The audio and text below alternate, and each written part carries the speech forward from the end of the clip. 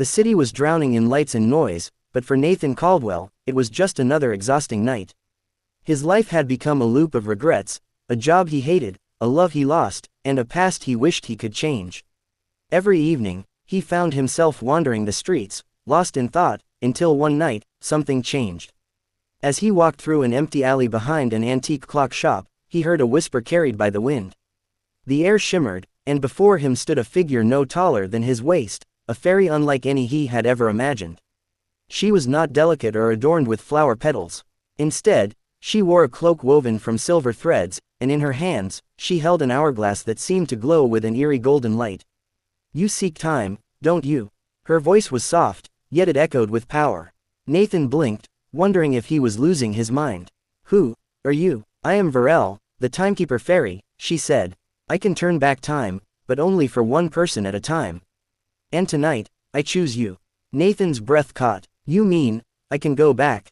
Change things?" Varel nodded. "But choose wisely. Time is not as forgiving as you think." His mind raced. The possibilities were endless. His job, his mistakes, his one true love, Claire. He had let her go because he was afraid of commitment, but he had regretted it every day since. "I want to go back to the night I lost Claire," he said without hesitation.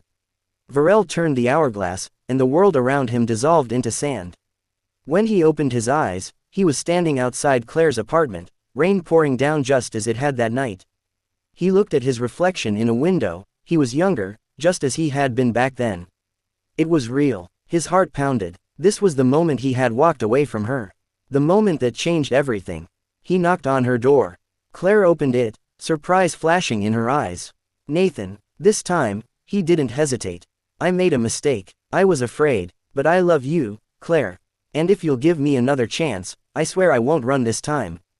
Tears welled in her eyes, and for a moment, he thought he had done it.